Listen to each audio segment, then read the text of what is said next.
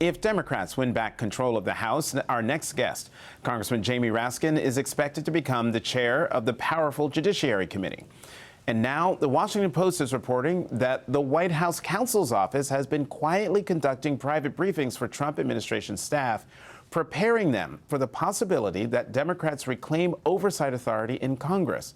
Quote, the roughly 30-minute briefings have included a PowerPoint presentation about how congressional oversight works and best practices for handling it, according to the two people who spoke on the condition of anonymity because they were not authorized to discuss the matter publicly. Staff from the counsel's office have encouraged political appointees to be careful about what they put in writing and provided guidance for how to respond to congressional inquiries in a timely manner. At least some staff members have considered the briefings preparatory, given the growing sense across the Trump administration that the Republican Party is in trouble and that the time has come to prepare for worst-case scenarios. Winning the House would give Democrats subpoena power and control of key investigations into Trump's corruption, including his so-called Board of Peace, allegedly set up to help with the reconstruction of Gaza. According to its charter, member states are limited to 3-year terms unless they contribute $1 billion to secure permanent membership. Today, Congressman Jamie Raskin wrote to the director of the United States Patent and Trademark Office asking about the agency's involvement in concealing information about Trump's Board of Peace. Congressman Raskin writes, quote, are you a willing accomplice to President Trump's efforts to cover up that his Board of Peace is an attempt to create a secretive private slush fund with billions of U.S. taxpayer and foreign government dollars? Or are you an unwitting enabler to this scheme, being forced to do the president's bidding outside your lawful duties and powers? The State Department has transferred $1.25 billion in taxpayer dollars to President Trump's Board of Peace. That is extraordinary and likely unlawful, yet we still do not know what the Board of Peace is, and you could not tell us, confessing ignorance of the most basic facts of its existence and of the essential character of this entity that you wish to protect under the trademark laws. Is it a private entity or a government entity? Is it based in the United States or is it based abroad? Does its chairman for life, Donald Trump, have unfettered personal control over the board's finances in perpetuity? That's my question. But in order to take the majority, Democrats have to deal with the Supreme Court's recent gutting of the Voting Rights Act, which could potentially allow Republicans to redistrict out several black Democratic House members in southern states. Last night, the Supreme Court issued an emergency order expediting Louisiana's redistricting process, which is expected to create an additional Republican-leaning seat in November. Joining us now, Congressman Jamie Raskin of Maryland. He is the top Democrat on the House Judiciary Committee. Congressman, always great to see you. Let's start with Louisiana.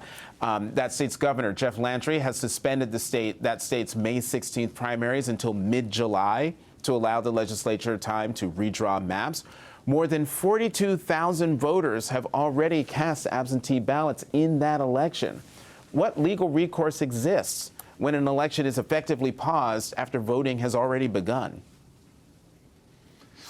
Well, not much, Jonathan, and that's the whole point. We know that Donald Trump's mid-decade Texas gerrymander massacre plan hasn't worked out so well for them because the Democrats have been fighting back strong and because their political support is melting away.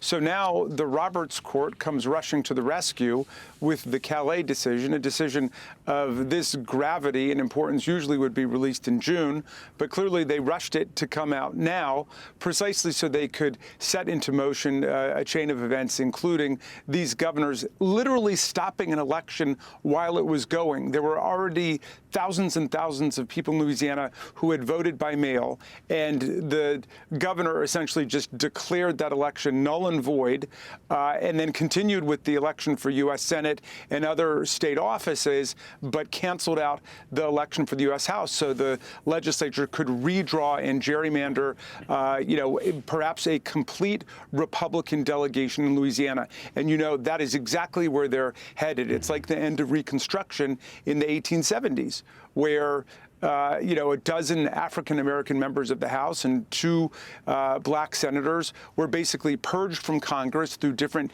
disenfranchisement mechanisms, and they're trying to do the same thing in the South. Now, in the North, there are lots of African-American representatives who've been elected in majority white or non-majority African-American districts, but it's in the South where this is the only chance both for African-Americans to get elected and for Democrats to get elected because of the racially polarized voting.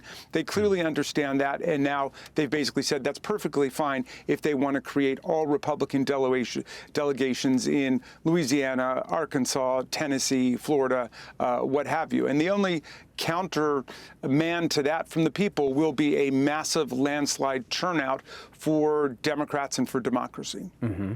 Let's talk about that, the Board of Peace. In that letter that we read, your letter to the director of the U.S. Patent and Trademark Office, you ask, and I'm quoting you, do you know what entity will have authority over the $1.25 billion in taxpayer funds transferred from the State Department to the Board of Peace? How concerning is it that it's not clear who's in charge of taxpayer money once it's transferred out? And I am so glad you asked that question, because the moment I read the terms of that Board of Peace, that jumped out at me. Well, our colloquy during Mr. Squires' first appearance before the House Judiciary Committee was absolutely extraordinary. He could not tell me whether the Board of Peace was a public entity or a private entity. He could not tell me if it was located in America or abroad. We don't know whether it's for-profit or not-for-profit. He told me that he was not doing it at the instruction of the president or the direction of the president, even though he claimed that his authority to register a trademark, which, as far as I can tell, no director of the USPTO has ever done for a private individual or entity before in its history, because the law requires you register your own trademark. He could not tell us who he was doing it for. So the whole thing is a complete mystery. And now we know that there's this $1 billion anti-up fee for Saudi Arabia, United Arab Emirates, Qatar, the other oil monarchies and governments that the president has pulled into it. And he transferred $1.25 billion from the American taxpayers, including $1 billion that was supposed to be for disaster relief, to this mysterious, inscrutable entity, which Congress never set up and Congress has never appropriated a single dollar to. So this thing just gets curiouser and curiouser, and we need some real answers from John Squires. Mm-hmm. And also, Trump is the chairman for life. But I have to ask you about that a little later. But let's talk about Secretary of State Marco Rubio. Listen to what he had to say today about the War Powers Act. The War Powers Act is unconstitutional, 100%. Now, this is not the position of me, not the position of the President of the United States now. This is the position of every single president that has occupied this position since the day that law passed. It's completely unconstitutional. Congressman, your thoughts on that? Okay, well, let's take debate on that. Let's say it is unconstitutional.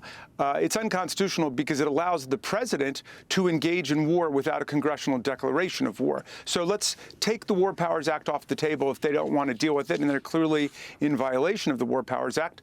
When did Congress declare war on Iran? It never happened. And yet James Madison was emphatic that it would only be the representatives of the people who could take the country to war, because the kings had always been plunging their countries into wars of pique and impetuous vanity and conceit and imperial plunder. And they said that this was a critical assignment to the Article I branch, to Congress, to decide. It should never be up to the president alone. And yet they're totally violating the Constitution. So if he doesn't like the War Powers Act, fine. How about the Constitution of the United States?